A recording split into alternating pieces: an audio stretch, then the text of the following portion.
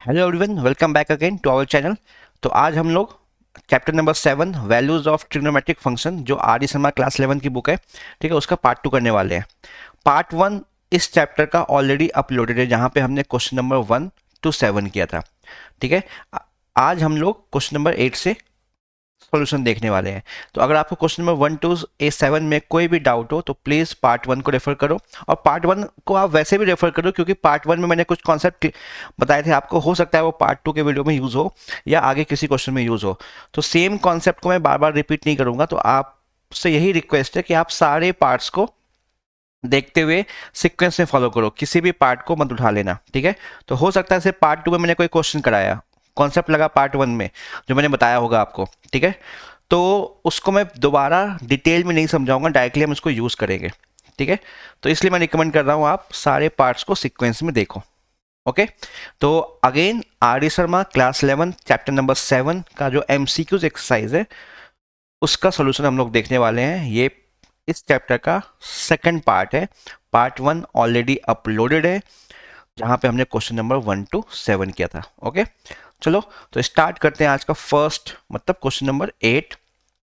तो first question जो है आपका क्वेश्चन नंबर 8, देखो if a plus B plus C is equal to pi given है आपको, तो आपसे पूछा गया है tan a। देखो अब ये कॉन्सेप्ट आपका ऑलरेडी मैंने लास्ट पार्ट में एक्सप्लेन किया था, दो चीज़ मैंने बताई थी आपको।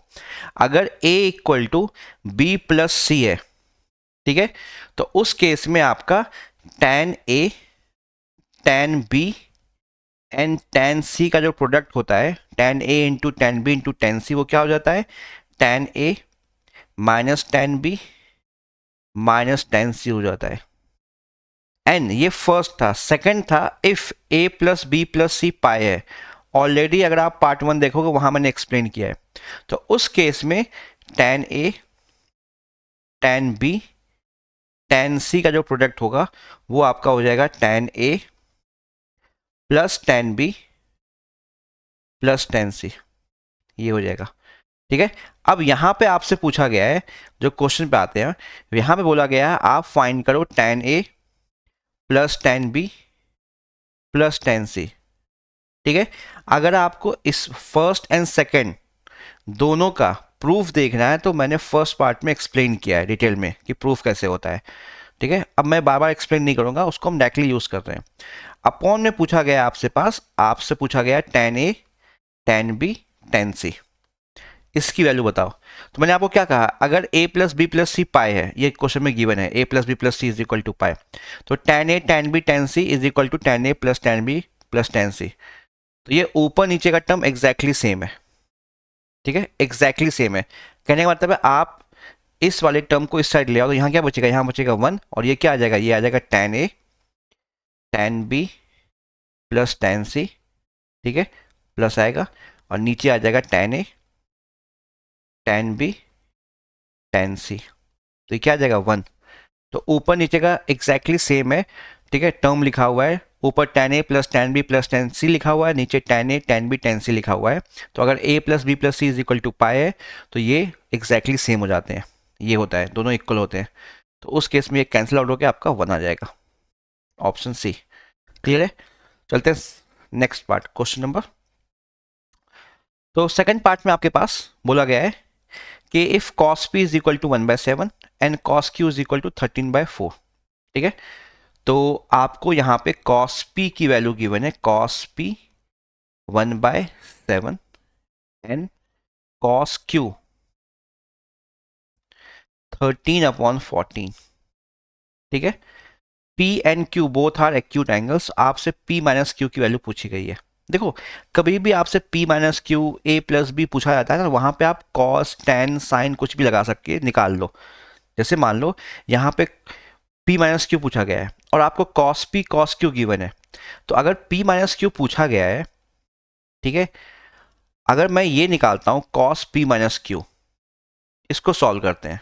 ठीक है, तो ये आपका क्या होगा, ये आपका cos p cos q plus sin p sin q हो जाएगा।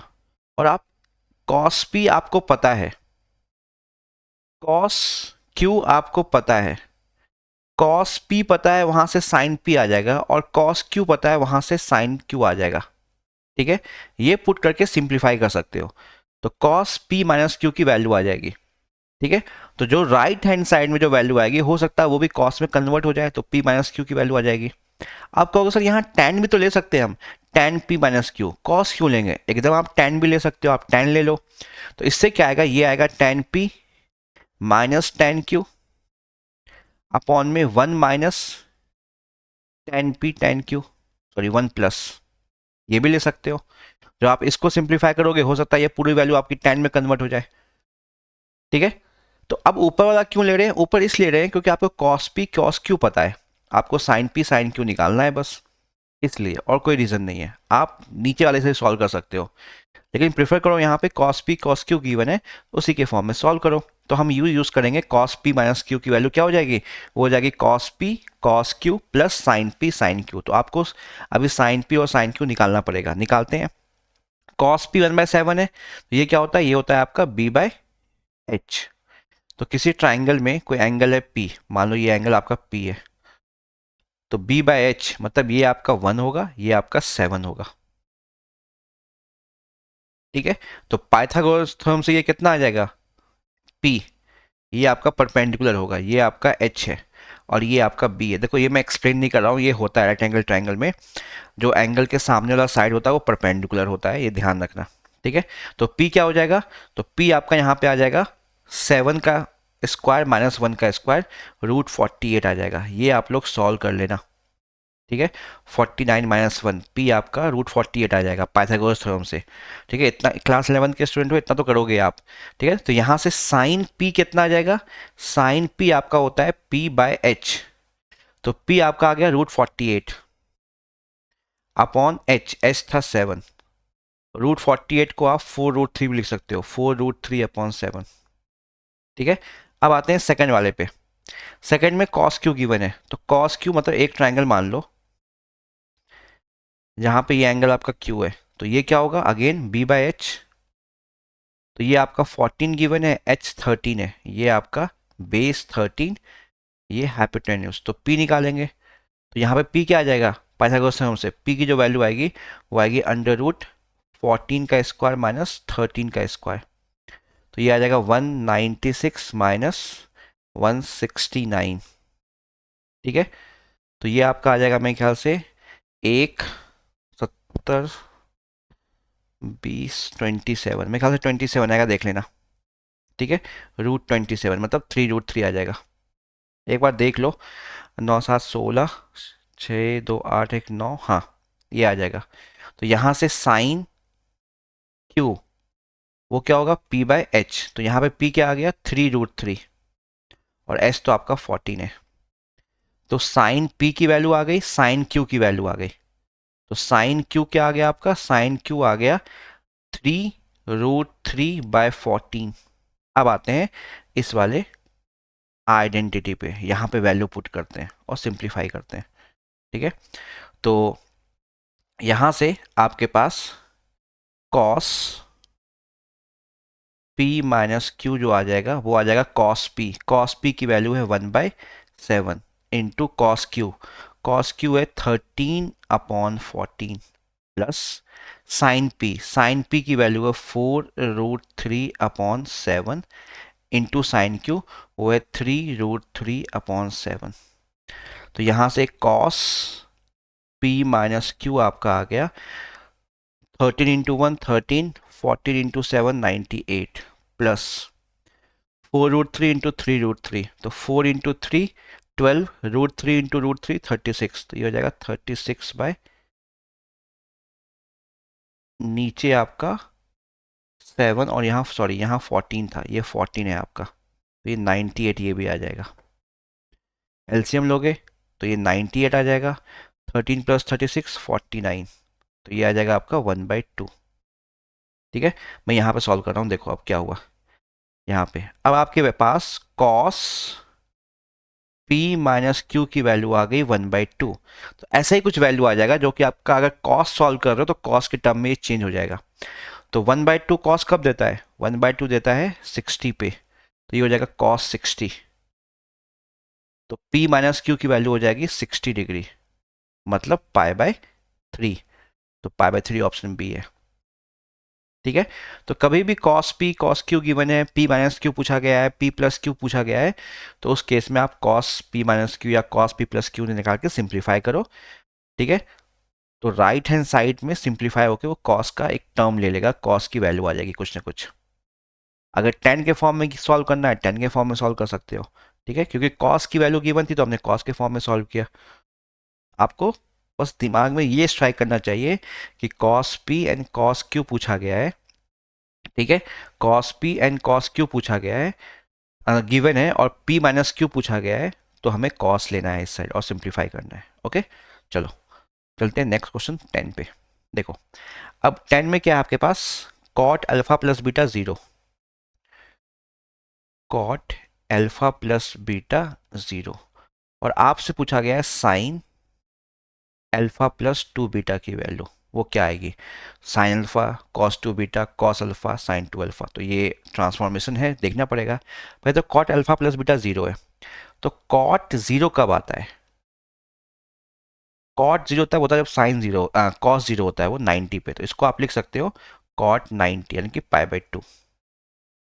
यहाँ से अल्फा प्लस बीटा की वैल्यू आ गई π/2। ठीक है, अब सिंप्लीफाई करते हैं, इसको देखते हैं।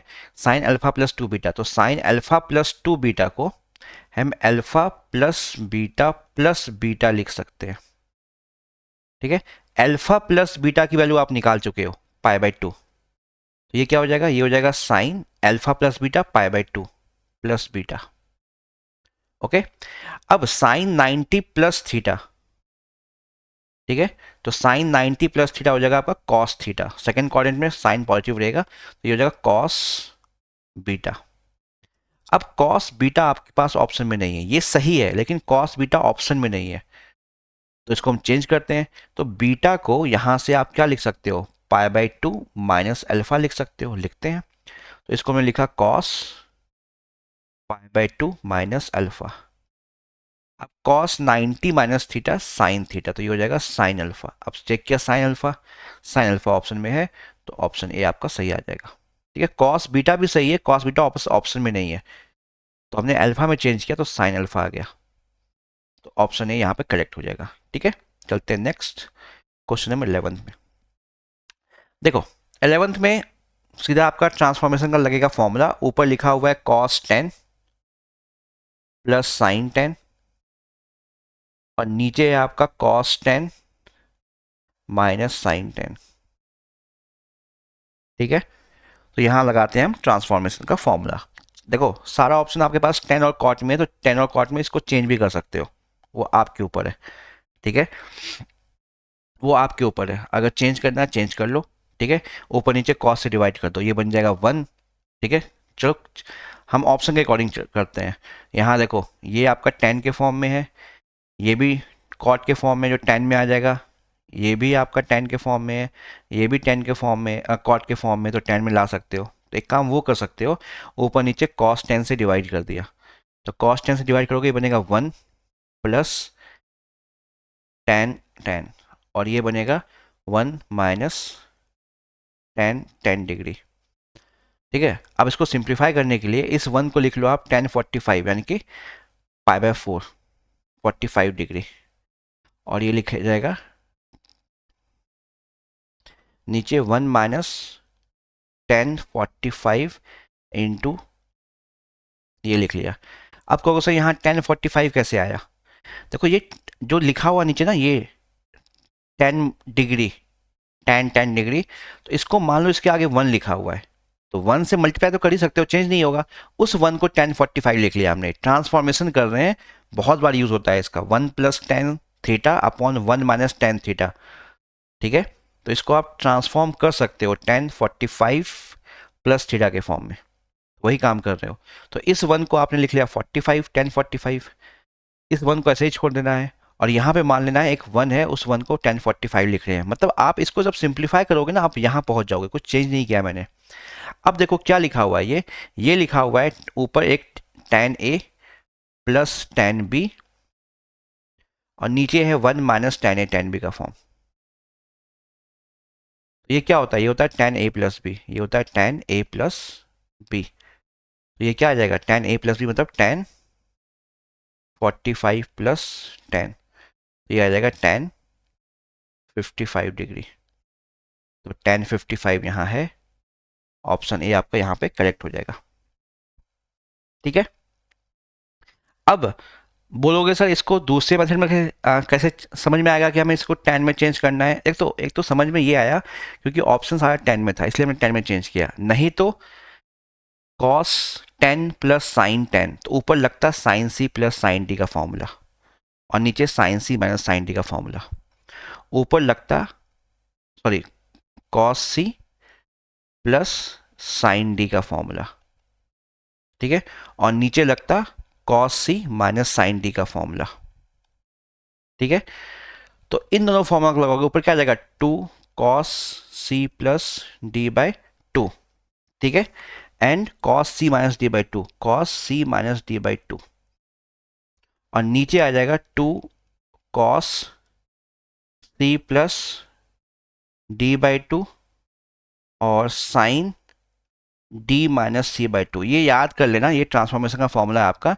तो cos c plus sine D आपका 2 cos c plus D by 2, cos c minus D by 2, और cos c minus sine D आपका होता है 2 cos c plus D by 2 sine D minus C by 2। ठीक है। तो इसको यूज कर सकते हो, ऊपर ये आपका c है, ये आपका d है, तो इस फॉर्मूले को यूज करो ऊपर नीचे, वो 10 में आपका आंसर यही आएगा। तो इसको भी कर सकते हो।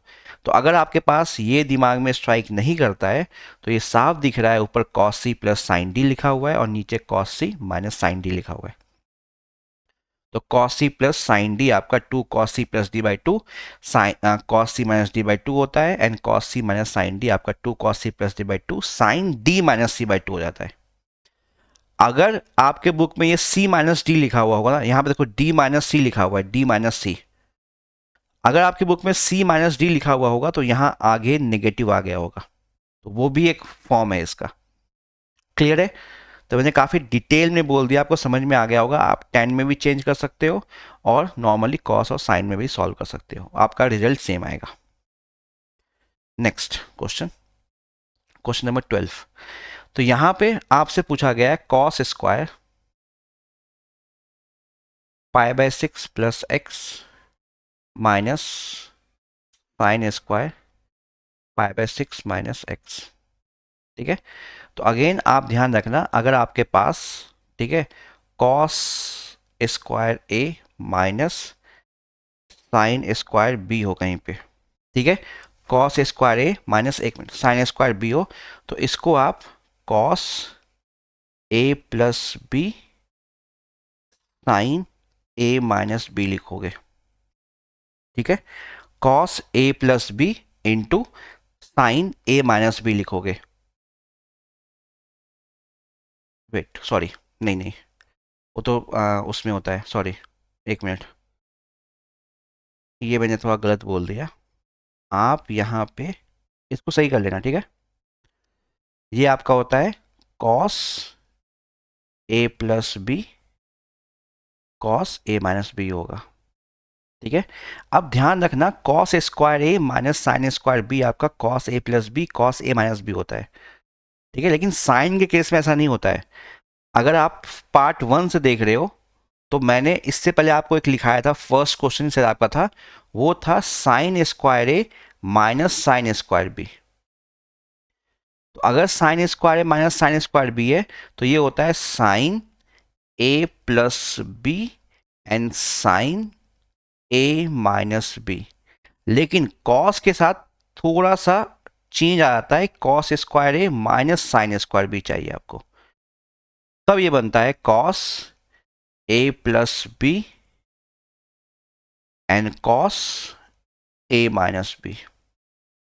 ठीक है। तो ध्यान रखना, थोड़ा सा कंफ्यूजन ये होता है क्योंकि sign square a minus sine square B में हमें लगता है ये तो ए प्लस बी ए माइनस बी का फॉर्मूला है, तो वो बैठ भी जाता है, sine a plus B sign A minus b. लेकिन कॉस के टर्म में cos square a minus sine square b चाहिए आपको, तब वो cos a plus B cos a minus B होता है। तो इसी को यूज करोगे। ये आपका ए है, ये आपका बी है, तो यहाँ लिखा हुआ है cos square a minus sine square b. तो लगाओ ये फॉर्मूला, तो ये क्या आ जाएगा आपका, ये आ जाएगा कॉस ए प्लस बी यानी कि pi by 6 plus x plus pi by 6 minus x into sine A minus B. तो pi by 6 plus x minus B, तो ये हो जाएगा minus pi by 6 plus x. तो यहाँ से x कैंसिल आउट और यहाँ से पाई बाय 6 कैंसिल आउट, तो ये आ जाएगा cos pi by 6 plus cos pi by 6, तो 60 cos पाई बाय 3, और ये आ गया साइन 2x। ये लिखा cos पाई बाय 3 cos 60 आपका होता है हाफ, तो ये हो गया हाफ साइन 2x। ठीक है, तो हाफ साइन 2x नहीं है, हाफ cos 2x है। तो कुछ गड़बड़ तो नहीं किया मैंने? ओह सॉरी,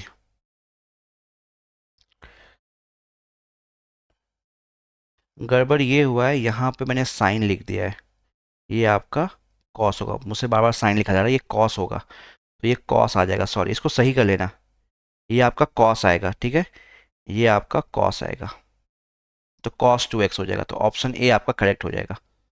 ठीक है, सही कर लेना फिर से, मुझसे फिर से गलती यही हुई है कि मैंने साइन कॉस की जगह साइन लिख दिया था।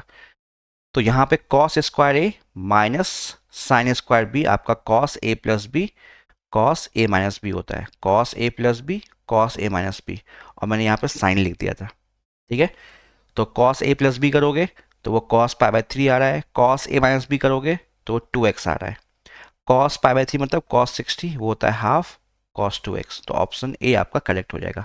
ठीक है, तो क्वेश्चन नंबर 12 में ध्यान रखना दो फॉर्मूला है, फर्स्ट वाला आपने फर्स्ट क्वेश्चन में यूज़ किया होगा अगर आपने पार्ट 1 फॉलो किया है, सेकंड वाला यहाँ यूज़ हो रहा है। ठीक है, इसको नोट डाउन करके, ये इंपॉर्टेंट है, ध्यान रखना। चलते हैं नेक्स्ट 13 पे। 13 देखो आपके पास tan theta 1 into tan theta 2 k की वैल्यू गिवन है, tan theta 1 into tan theta 2 is equal to k, और आपसे वैल्यू पूछी गई है cos theta 1 minus theta 2 upon cos theta 1 plus theta 2। ठीक है, देखो ऊपर लिखा हुआ cos a माइनस बी, नीचे cos a प्लस बी, तो अगर इसको आप एक्सपेंड करोगे तो क्या बनेगा, ये पहले देख लेते हैं बनेगा क्या। तो ये बनेगा आपका cos theta 1 cos theta 2 plus sign theta 1 sine theta 2, और नीचे आपका सेम टर्म आएगा cos theta 1 cos theta 2 minus sign theta 1 sine theta 2। तो बेसिकली आपको साइन कॉस में टर्म चाहिए। ठीक है, तो tan theta 1 into tan theta 2 के गिवन है, तो tan को आप साइन कॉस में चेंज कर सकते हो, करते हैं। तो ये लिखा हुआ है sine theta 1 upon cos theta 1 into sine theta 2 upon cos theta 2 equal to k. तो अगर cos theta 1 into cos theta 2 को आप इस साइड भेज दोगे तो आपको एक दिखेगा sine theta 1 sine theta 2 is equal to k cos theta 1 cos theta 2। अब इस वैल्यू को आप यहाँ पे सब्स्टिट्यूट कर सकते हो, या आप ये फॉर्म भी बना सकते हो। यहाँ पे देखो, यहाँ पे एक फॉर्म ये भी है आपका sine theta 1 into sine theta 2 upon में cos theta 1 cos theta 2 is equal to K. अब चाहे तो आप इसको यूज़ करो सब्स्टिट्यूशन के लिए, चाहे तो इसको यूज़ करो, दोनों से क्वेश्चन सॉल्व होगा। तो अगर आप नीचे वाला यूज़ कर रहे हो तो ये फॉर्म आपको यहाँ बनाना पड़ेगा। कैसे? ऊपर नीचे आप कॉस थीटा 1 कॉस थीटा 2 से डिवाइड कर दो, तो उससे क्या होगा, उससे ये होगा, अगर इसको आप कॉस थीटा 1 कॉस थीटा 2, ऊपर नीचे आपने हर एक टर्म को कॉस थीटा 1 कॉस थीटा 2 से डिवाइड किया। ठीक है, कर लेना, मैं यहाँ पर उसे दिखा देता हूँ आपको। साइन थीटा 1 साइन थीटा 2, और ये आ जाएगा कॉस थीटा 1 कॉस थीटा 2। तो हमने इस टर्म को डिवाइड किया, इस टर्म को डिवाइड किया, तो नीचे भी करना पड़ेगा आपको बैलेंस रखने के लिए। तो नीचे भी आ जाएगा आपका cos theta 1 cos theta 2 divide by cos theta one cos theta two. आपको समझ में आ गया होगा, ठीक है। बस मैं समझाने के लिए, सारे बच्चों को समझ में नहीं आता है, मैं यहाँ पे स्टेप दिखा रहा हूँ आपको। ये क्या आ जाएगा, sine theta one sine theta two upon cos theta one cos theta two. तो ये तो आपका वन हो जाएगा, ये आपका वन हो जाएगा, वन प्लस, और ये क्या बन जाएगा, sine theta one sine theta two upon cos theta one cos theta two. इसकी वैल्यू के है, तो ये हो जाएगा वन प्लस के, और नीचे आ जाएगा वन माइनस के, क्योंकि इसकी वैल्यू भी आपकी के है। तो ये के बन जाएगा, और ये तो वन आ गया आपका, तो वन प्लस के अपॉन वन माइनस के, ऑप्शन ए आपका सही हो जाएगा। ठीक है, तो एक तो आपने इस वाले फॉर्म में चेंज कर लिया, और इसमें चेंज नहीं करना है तो sine theta one sine theta two को आप के cos theta one cos theta two लिख दो सब जगह, और फिर cos theta one cos theta two ऊपर नीचे से कॉमन ले लो, तो भी आपका आंसर यही आएगा। ओके, चलते हैं क्वेश्चन नंबर 14। ठीक है, 14 देखना, यहां पे आपको बोला गया है sine pi cos x is equal to cos pi sine x. ठीक है, आपसे साइन टू एक्स की वैल्यू पूछी गई है, तो बेसिकली साइन टू एक्स का मतलब होता है two sine x into cos x, या तो two sine x into cos x की वैल्यू निकाल लो, या साइन टू एक्स आप कहीं से डायरेक्टली लेके आ सकते हो। तो आओ देखो, अब ये क्वेश्चन जो है आपका थोड़ा सा ट्रिकी है, समझ में आ जाएगा। देखो यहाँ पे जब भी ट्रिग्नोमेट्रिक इक्वेशन गिवन होता है, ये समझना पाई कॉस एक्स है, और यहाँ पे कॉस पाई साइन एक्स है। तो पहला लॉजिक यही होता है, अगर यहाँ साइन है तो इसको भी साइन में चेंज करो, तो दोनों साइड आप इक्वेट कर सकते हो। तो हम लगाते हैं चेंज करने के लिए। अब देखो आपको दो आइडेंटिटी है आपके पास, cos pi by two plus theta, ये भी साइन थीटा होता है। ठीक है, एंड सॉरी, ये कॉस लिखा हुआ है ना आपका, एक मिनट, तो हम कॉस के फॉर्म में लिखते हैं,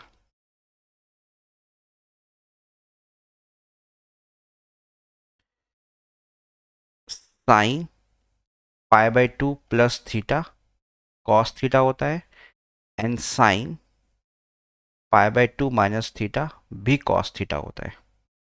दोनों से कॉस थीटा आएगा, तो ये कॉस थीटा लिखा हुआ है, तो इसको हम pi by two plus theta के फॉर्म से भी सॉल्व कर सकते हैं, pi pi pi by two minus theta के फॉर्म से भी सॉल्व कर सकते हैं। ठीक है, तो यहाँ से आपके पास pi by two plus theta से एक अलग वैल्यू आएगी, pi by two minus theta से एक अलग वैल्यू आएगी, तो हम दोनों से सॉल्व करेंगे। तो यहाँ पे इसको आप लिख सकते हो साइन पाई कॉस एक्स, और इसको आप लिख सकते हो sine pi by two plus minus, ये आप थीटा मान लो यहाँ पे, पाई साइन एक्स। ठीक है, तो यहाँ भी साइन आ गया, यहाँ भी साइन आ गया, तो इससे क्या हो गया, इससे ये हो गया आपके पास कि पाई कॉस एक्स जो है वो पाई by two plus minus sine x के इक्वल आ गया। ठीक है, सॉरी यहाँ पाई भी है। तो अब फर्स्ट केस में अगर प्लस लेते हो तो ये pi cos x is equal to pi by two plus pi sine x होगा।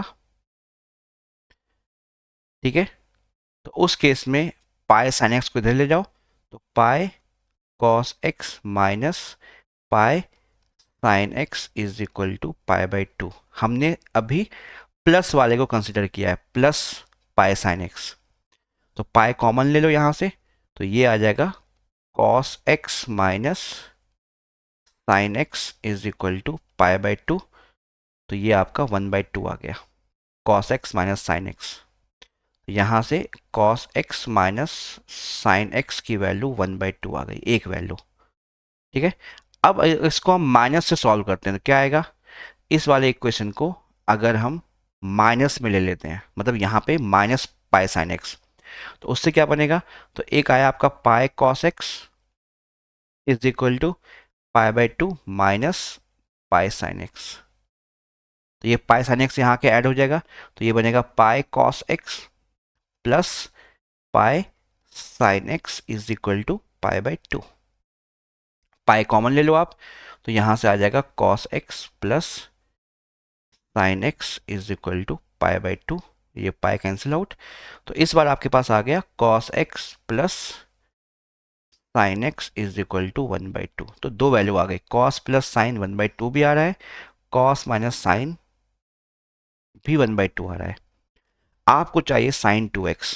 तो यहाँ से cos और साइन की वैल्यू इन दो इक्वेशन को सॉल्व करके फाइंड मत कर लेना, ठीक है, ऐसा नहीं कर सकते, ठीक है, क्योंकि आपने यहाँ पे cos minus sine and cos plus sine given है, आपको साइन 2x चाहिए।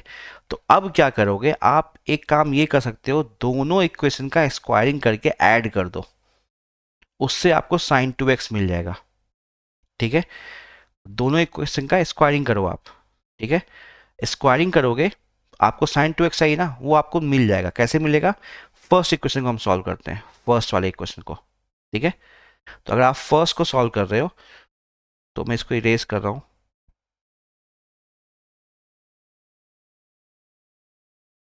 ठीक है। तो देखो फर्स्ट, फर्स्ट आपके पास आया था cos x minus sine x is equal to 1/2। आपने स्क्वायरिंग की दोनों साइड, ये सारा ट्रांसफॉर्मेशन है, ध्यान रखना कहीं पे भी किसी भी क्वेश्चन में ये सारा लॉजिक यूज हो सकता है। तो आपके दिमाग में एक बार में स्ट्राइक करना चाहिए, अच्छा cos माइनस साइन गिवन है, साइन 2x चाहिए, तो स्क्वायरिंग करने से आ जाएगा। तो ये सब चीज़ ध्यान रखनी है आपको। तो ये क्या बनेगा आपका A square cos square x plus B square sine square x minus 2ab, तो 2 sine x into cos x is equal to 1/4। अब cos square x plus sine square होता है 1, तो ये 1 आ जाएगा, 1 minus 2 sine x into cos x, ये होता है आपका साइन 2x 1/4। तो ये होता है आपका साइन 2x। आपको साइन 2x चाहिए तो साइन 2x को उधर ले जाओ, 1/4 को इधर ले जाओ, तो 1 minus 1/4 is equal to sine 2x। तो यहाँ से साइन 2x की वैल्यू आ जाएगी 4 माइनस 1 3, 3/4, ये आ गई, ठीक है। सेम वे में आप इसका स्क्वायरिंग करो, ठीक है, सब कुछ सेम रहेगा, बस यहाँ पे 1 प्लस साइन 2x आ जाएगा, ठीक है। जब आप इसका स्क्वायरिंग करोगे, सेकंड वाले इक्वेशन का, ये सेकंड इक्वेशन है, जब इसका स्क्वायरिंग करोगे सब कुछ सेम रहेगा, ठीक है। मैं यहाँ पे कर रहा हूँ, सब कुछ सेम रहेगा, बस यहाँ पे cos square x plus sine square x plus 2 sine x cos x आ जाएगा, तो वो बनेगा आपका यहाँ पे 1 plus sine 2x is equal to 1/4। जब साइन 2x की वैल्यू यहाँ पे आ जाएगी 1/4 माइनस 1 माइनस 3/4। तो यहाँ पे साइन 2x 3/4 भी हो सकता है, माइनस 3/4 भी हो सकता है, तो प्लस माइनस 3/4 आपका ऑप्शन एक करेक्ट हो जाएगा, ठीक है। तो यहाँ पहला लॉजिक हमने क्या समझा यहाँ पे, कि अगर यहाँ पे साइन गिवन है और यहाँ कॉस है, तो इसको भी आप साइन में चेंज करो।